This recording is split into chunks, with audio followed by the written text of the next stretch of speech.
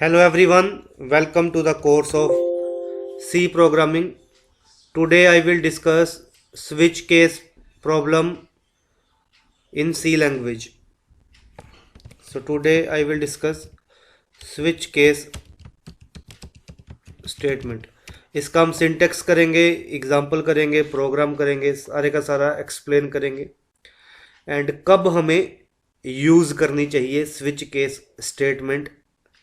तो उसको एक्सप्लेन करने के लिए एक सिनेरियो बताता हूँ। सपोज करो आपके पास एक वेरिएबल है आई टाइप का, तो कुछ ऐसा आप चेक कर रहे हो कि आई की वैल्यू अगर 1 है तो ये चीज़ हो, अगर आई की वैल्यू 2 है तो कुछ ऐसा हो, अगर आई की वैल्यू 3 है, जब कुछ 4 है तो कुछ ऐसा हो। मतलब ध्यान से देखो इस केस को। इसमें क्या है, आप एक ही वेरिएबल को बार बार चेक कर रहे हो और इक्वल के साथ चेक कर रहे हो कि आई की वैल्यू 1 है, आई की वैल्यू 2 है, आई की वैल्यू 3 है, जहाँ इसके अलावा आई की वैल्यू कुछ और है। मतलब आप बार बार एक ही वेरिएबल को चेक कर रहे हो, आई को ही चेक कर रहे हो कि आई की वैल्यू 1 है, जहाँ आई की वैल्यू 2 है, जहाँ आई की वैल्यू 3 है। तो ऐसे केसेस में आप जब एक ही वेरिएबल को बार बार हमने चेक करना है तो उस केस में हम स्विच केस स्टेटमेंट को यूज करते हैं। नंबर 1। नंबर 2, अगर हमने मेन्यू बेस्ड प्रोग्राम बनाना हो,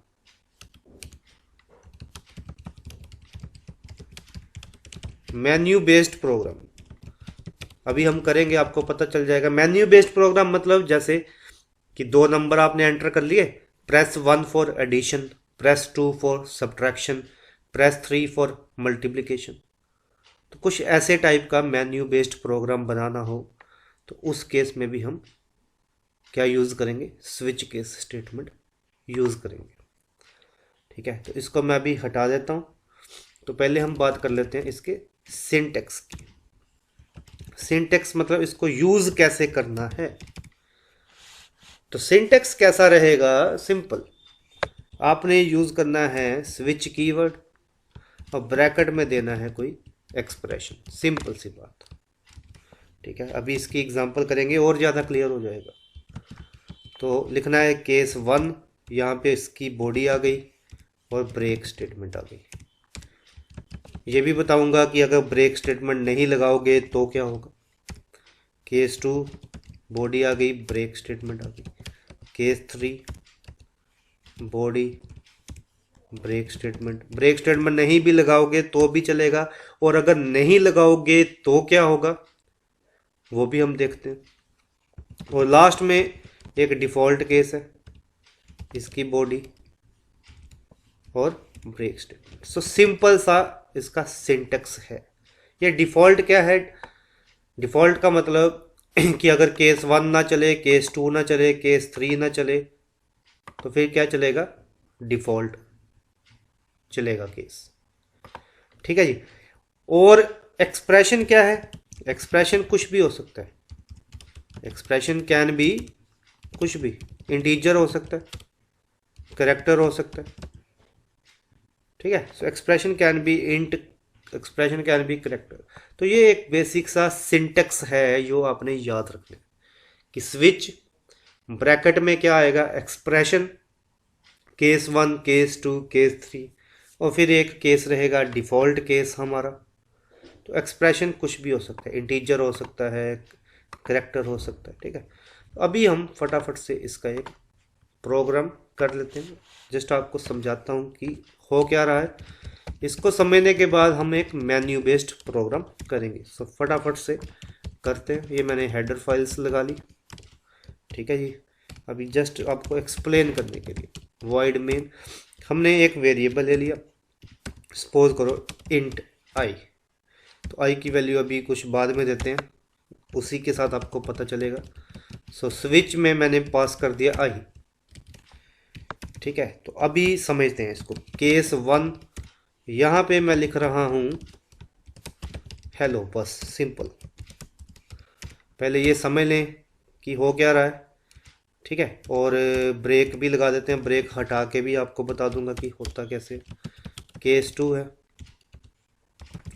और यहाँ पे मैं प्रिंट करवा रहा हूँ हाय, ठीक है। अभी इसका एक मीनिंगफुल प्रोग्राम भी करेंगे, पहले जस्ट सिंटेक्स को समझ लेते हैं। केस 3, तो इसमें मैं प्रिंट करवा रहा हूँ बाय, और एक ब्रेक स्टेटमेंट लगा देते हैं, सिंपल है ना। तो एक डिफ़ॉल्ट केस तो है ये, वो भी बना लेते हैं।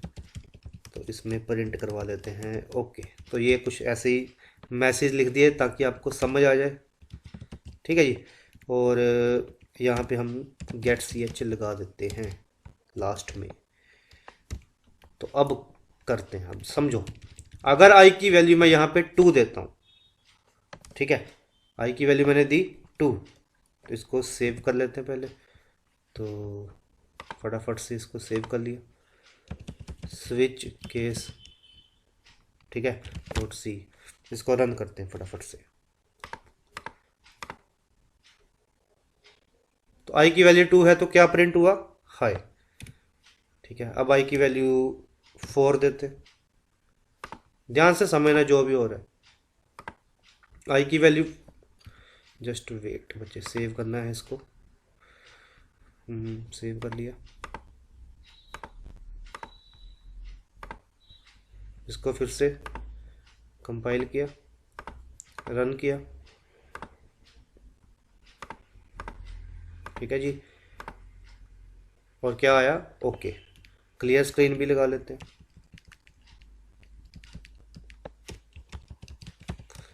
तो अब समझते हैं, ठीक है, क्या हो क्या रहा है। जब मैं i की वैल्यू 1 देता हूं तो क्या होगा, स्विच में i पास होगा, और i की वैल्यू 1 जहां पे देखो i की वैल्यू 1 है, तो वो 1 किस कहां पे मैच होगी, केस 1 में। तो प्रिंट क्या होगा, हेलो, ठीक है। i की वैल्यू 1 कहां पे मैच होगी, केस 1 में, और प्रिंट हमारा क्या होगा, प्रिंट हमारा होगा हेलो, सिंपल सी बात है। तो इसको जस्ट रन किया और क्या आया, हेलो, ठीक। अगर मैं i की वैल्यू कुछ और देता हूं, अगर मैं i की वैल्यू 3 देता हूं, 3 दिया तो फिर कौन सा केस मैच होगा, ये वाला, और क्या आएगा, बाय आएगा। अगर इसके अलावा अगर मैं कोई i की वैल्यू कुछ और दे देता हूँ, i की वैल्यू मैंने 7 दे दी, तो ना वो 1 से मैच होनी है, ना वो 2 से मैच होनी है, ना वो 3 से मैच होनी है। कहाँ पे मैच होनी है, वो डिफ़ॉल्ट पे मैच होनी है। तो क्या आएगा, ओके। अच्छा, अब एक चीज़ और थी, अगर मैंने यहाँ पे ब्रेक नहीं लगाया, ध्यान से समझ, तो फिर क्या होता है, फॉल थ्रू। अब क्या हुआ, चलो यहाँ पे लगा देते हैं ब्रेक। तो अगर i की वैल्यू 1 है तो क्या होगा, केस 1 चलेगा हेलो, लेकिन ब्रेक नहीं करेगा, 1 भी चलेगा, केस 1 भी चलेगा, केस 2 भी चलेगा, मतलब हेलो भी आएगा और हाय भी आएगा। तो ये ऐसे है, ठीक है। तो इससे थोड़ा सा आपको आइडिया हो गया होगा, जस्ट सिंपल है। जो भी यहाँ पे वेरिएबल की वैल्यू है वो यहाँ पे मैच होगी और उसके कोरस्पोंडिंग केस चल पड़ेगा। अगर ब्रेक नहीं लगाओगे तो उसके नीचे वाले केसेस भी चल पड़ेंगे, सिंपल ही तो है। तो i की वैल्यू 1 है तो केस 1 तो चलेगा, ब्रेक नहीं लगाया तो केस 2 भी चलेगा, है ना। तो सिंपल करके आपको समझाया जा रहा है कि आपको कोई दिक्कत ना आए। तो अभी एक मीनिंगफुल सा प्रोग्राम बना लेते हैं, ठीक है। मेन्यू बेस्ड प्रोग्राम बनाते हैं, तो उसमें क्या है, तो कुछ ऐसे करके बनाते हैं।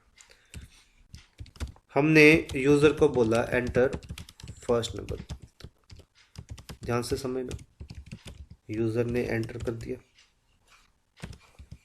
ठीक है जी। अभी सिंपल रखेंगे इसको।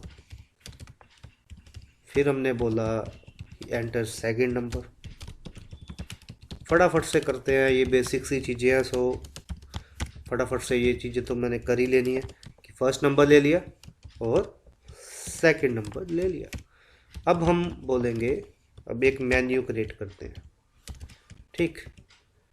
कैसे करना है, एंटर जैसे लिख लेते हैं सिलेक्ट योर चॉइस, कि अपनी चॉइस सिलेक्ट करें। ठीक है,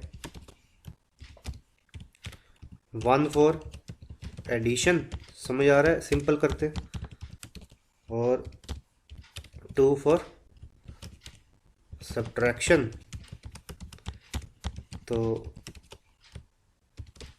3 फॉर मल्टीप्लिकेशन। तो एक ये मेन्यू बन रहा है। और यूज़र जब इसकी चॉइस एंटर करेगा तो उसको हमने स्टोर करवा लिया। स्टोर करवा लेते हैं एक वेरिएबल में, चॉइस रख लेते हैं, उसका नाम CH रख लेते हैं, CH फॉर स्टैट्स। तो अभी मैंने कौन से आई रख लेते हैं, अभी हमने आई डिक्लेयर किया ही है।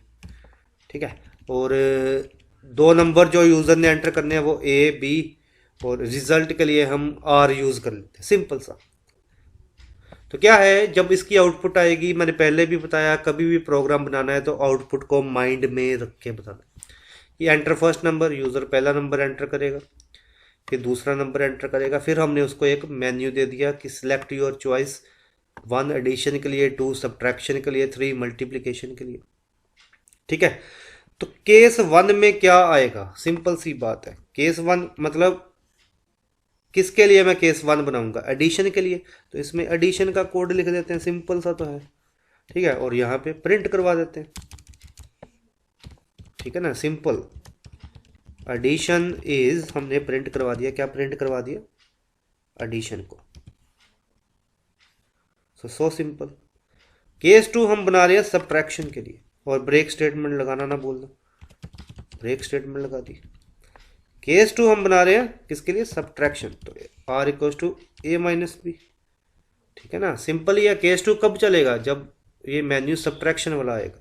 तो यहाँ पे हम क्या प्रिंट करवा देंगे, यहाँ पे हम प्रिंट करवा देंगे, सिंपल ही तो है। देखो सब्ट्रैक्शन इज, क्या है सब्ट्रैक्शन, R, और यहाँ पे भी ब्रेक स्टेटमेंट लगा देते हैं, वेरी सिंपल। केस 3 कब चलेगा, केस 3 चलेगा किसके लिए, मल्टीप्लिकेशन के लिए, तो R equals to A into B। इस तरह से आप जितना मर्जी चाहे लंबा मेन्यू बना सकते हो। अभी मैं बस ये सिंपल 3 ही चीज़ें रखूँगा, एडिशन, सब्ट्रैक्शन और मल्टीप्लिकेशन के लिए। ठीक है, लेंथी प्रोग्राम्स आएंगे तो आप इनको फंक्शंस के थ्रू कॉल कर सकते हो। मतलब अभी आप सिंपल ही समझ के चलो कि ये मैं एक केसेस बना रहा हूँ, और डिफ़ॉल्ट में हम शो कर देते हैं कि ये जो तुम्हारी जो है ना इनवैलिड चॉइस है। ठीक है, तो ये हो गया। अब इसको करते हैं सेव, फटाफट से, फटाक से सेव, और इसको रन। तो एंटर फर्स्ट नंबर है 25, सेकंड नंबर है 15। तो देखो आ गया ना menu, select your choice, 1 for addition, 2 for subtraction, 3 for multiplication. तो चलो 3 एंटर कर दिया, तो आ गया मल्टीप्लिकेशन इज 375। तो इस तरह के प्रोग्राम में देखो हमें स्विच केस हेल्प कर रहा है। फिर से इसको रन कर लेते हैं। तो अब आपको कोई और वैल्यू डाल के बता देता हूँ। Enter first number 25, second number 15। चलो अब 2 करते हैं, 2 से क्या होगा, सब्ट्रैक्शन, तो सब्ट्रैक्शन इज 10। Very good. कभी भी प्रोग्राम बनाना है तो मल्टीपल टाइम्स उसको रन करना। तो अब मैं कुछ और इनवैलिड चॉइस डाल देता हूँ, मैंने डाल दिया 7, तो क्या आ गया, इनवैलिड चॉइस। तो है ना ये इजी प्रोग्राम। तो ये हमने कैसे अचीव किया, ये हमने स्विच केस की हेल्प से अचीव किया। कोई मुश्किल वाली बात इसमें नहीं है। ठीक है, काफ़ी इम्पोर्टेंट है for your examination point of view. तो सिंपल सा पेपर में आएगा, तो आपने पहले सिंटेक्स एक्सप्लेन करना है, और देन ये ऐसा कोई प्रोग्राम बना के बता देना है। तो आई होप आपको ये सारा समझ आया होगा। कोई डाउट होगा तो you can ask me in the class. So thank you for watching.